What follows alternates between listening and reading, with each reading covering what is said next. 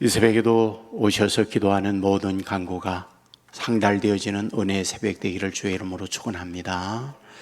본문 1절에 보면 너희는 예루살렘 거리로 빨리 다니며 너희의 넓은 거리에서 찾아보고 알라.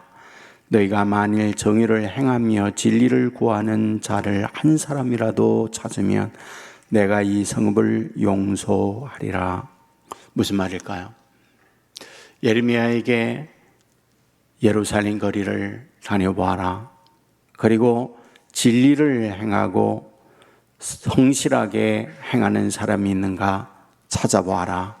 그러면 내가 이 성읍을 용서하겠다. 이 말씀을 하고 있습니다.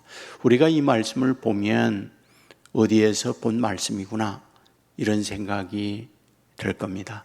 창세기 18장에 보면 하나님의 사자가 아브라함에게 찾아옵니다.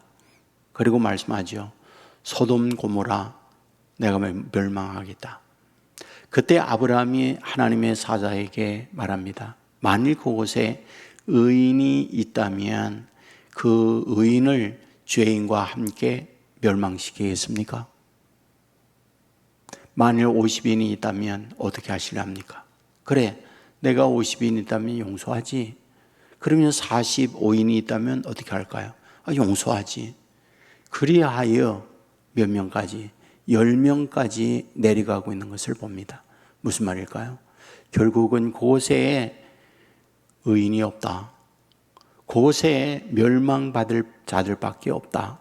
이 말씀을 하고 있는 것을 봅니다.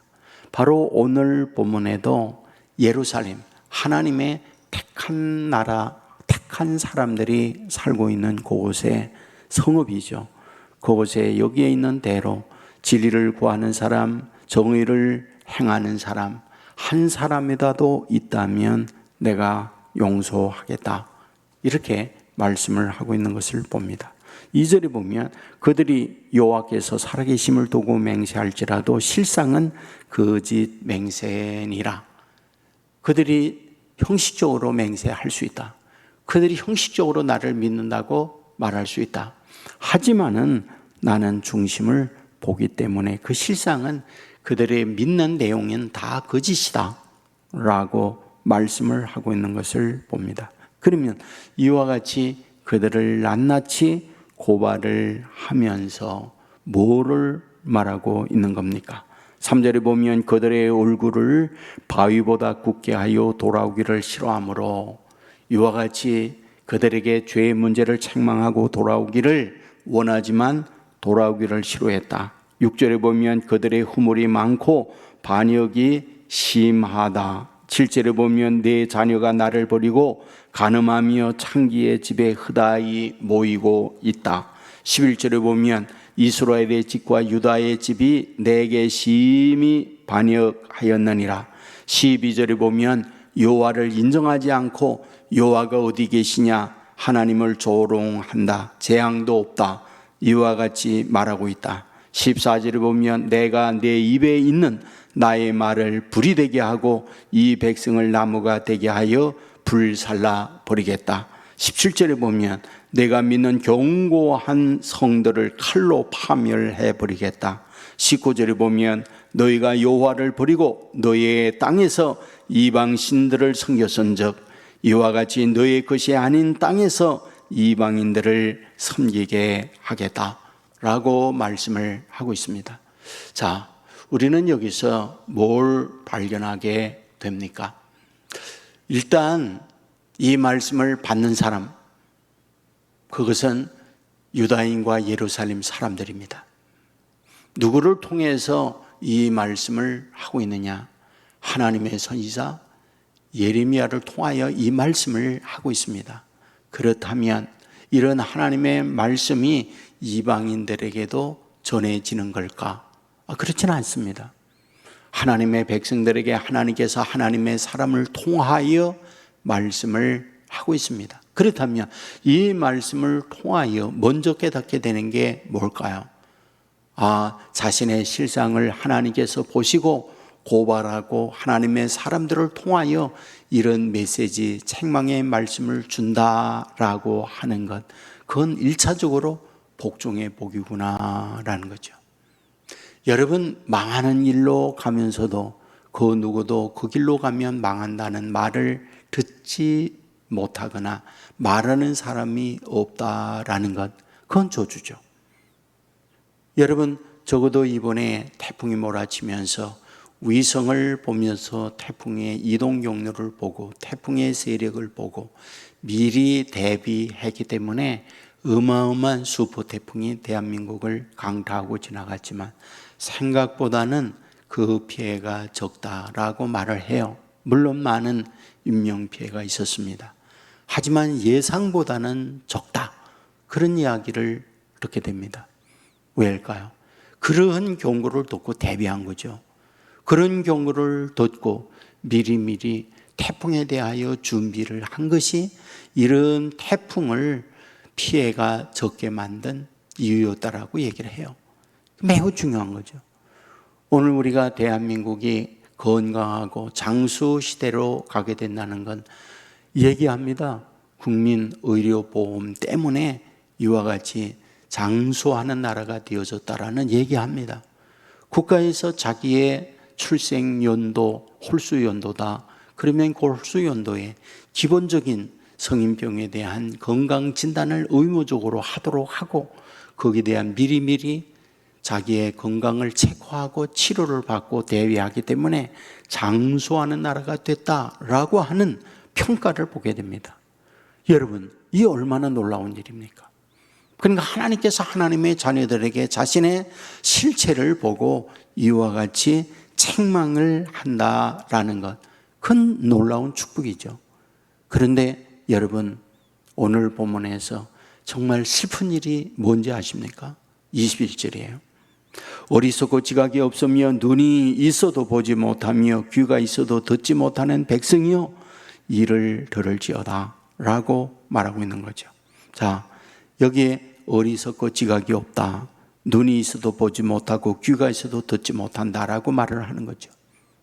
그 슬픈 일이죠. 눈이 있다면 보아야죠. 귀가 있다면 들어야죠. 감각이 있다면 느껴야죠. 그런데 귀가 있는데 못 듣고 눈이 있는데 못 보고 감각이 있는데 느끼지 못하고 있다라고 말씀을 하고 있는 거죠. 그러면서 25절에 말하죠.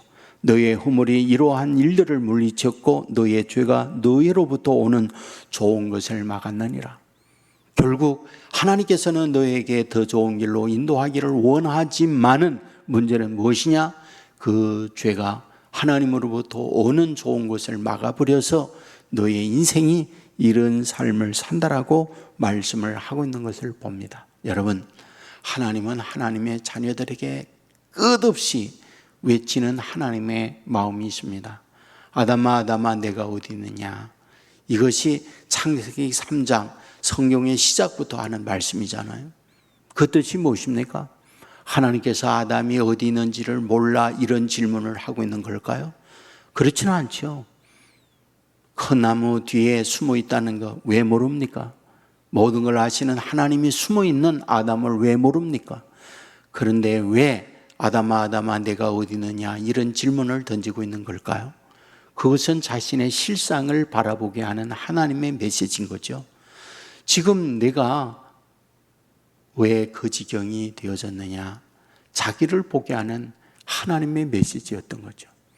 여러분, 우리가 주의 전에 나와서 하나님께 기도하는 것도 중요하고 말씀을 듣는 것도 중요하고 여러 가지 다 중요하지만은 우리가 엑스레이 앞에서 우리의 가슴 촬영을 하고 MRI나 CT나 이런 걸 통하여 우리의 보이지 않는 부분을 진단하며 암세포가 있구나, 잘못된 뼈에 이상이 생겼구나 라는 걸 알고 보는 것처럼 우리의 내면도 하나님의 말씀을 통하여 그와 같이 꼭 성찰이 되어야 한다.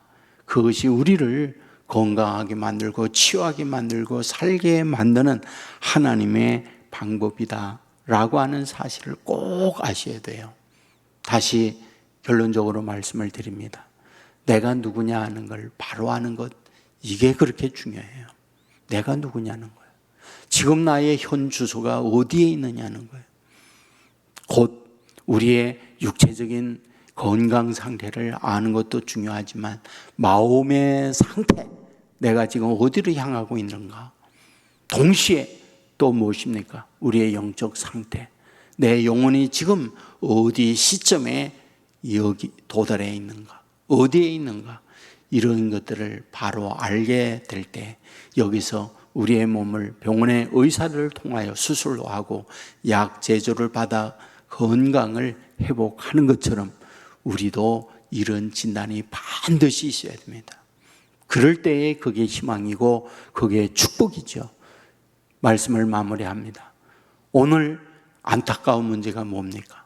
귀가 있는데 듣지 못하는 거죠. 눈이 있는데 못 보는 거죠. 감각이 마비된 거죠. 그건 저주인 거죠. 그러므로 오늘 저와 여러분에게 복중의 복중은 영적 민감성을 가지고 아는 거죠. 그럴 때에 우리에게는 희망이고 더 큰 축복의 미래로 나아갈 수 있다는 사실을 우리에게 말씀하고 있는 거죠.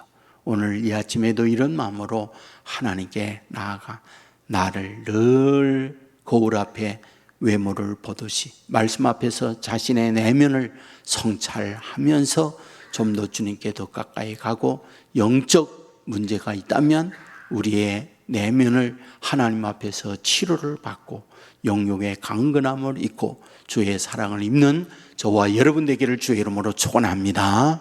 기도하겠습니다. 은혜가 무한하신 아버지 하나님, 우리를 깨워주시고 주의 전으로 인도해 주시니 감사함을 드립니다.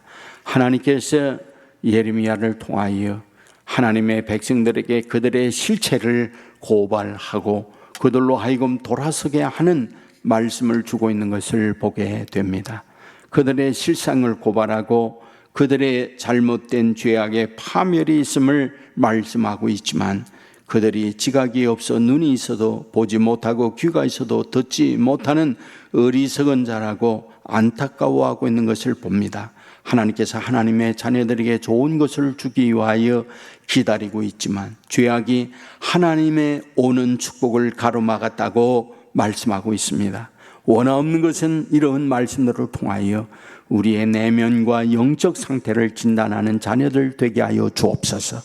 그리하여 영의 눈을 밝히고 영의 귀를 밝혀 듣게 하시고 보게 하시고 자신의 실상을 아버지 앞에 온전히 바로 진단함으로 아버지 앞에 말씀을 통하여 치료를 받고 온전히 주님 앞에 건강하게 설 수 있는 자녀들 되게 하여 주옵소서. 기도합니다. 하나님과 연결된 믿음의 기도가 되게 하여 주옵소서. 기도합니다. 믿음의 기도는 역사하는 힘이 있다 하여 싸우니 능력의 은혜를 체험받게 하여 주옵소서. 기도합니다. 저들의 질병이 치유되고 마음의 두려움이 담대함으로 바뀌어지게 하여 주옵소서. 인생 사는데 크고 작은 일들 많습니다. 지혜의 눈을 열어서 바로 볼 수 있도록 도와주시고 하나님의 지혜로운 삶을 사는 자녀들 되게 하여 주옵소서. 우리로 인하여 절망과 타락에 있는 이들에게 희망과 용기를 줄 수 있는 주인공으로 우리를 삼아 주시옵소서.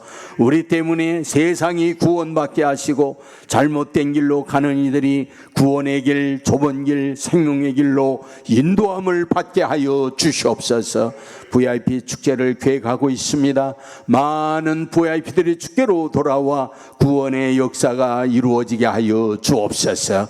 아버지 하나님이여, 우리 장로님들, 교육자님들, 우리 또한 권사님들, 집사님들, 주를 위하여 수고하는 종들이 많이 있습니다. 저들 위에 한량없는 은혜와 복을 내려주시고 아이들을 가르치는 교사와 찬양대원들 모두에게 주의 크신 사랑으로 이끌어 주옵소서.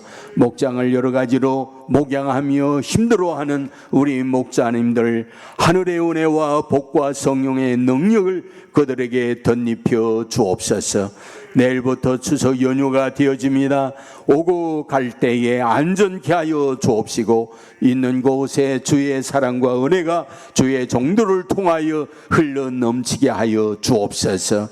드려지는 헌금이 싸우니 받아주시고 사랑하는 권사님들 가정 위에 건강과 아버지 앞에 온전한 마음으로 나가게 될 때에 그 아름다운 마음의 상황을 보시고 형편을 따라 하나님의 돕는 은혜를 허락하여 하여 주시옵소서. 예수님 걸어가신 이름으로 기도드리옵나이다. 아멘.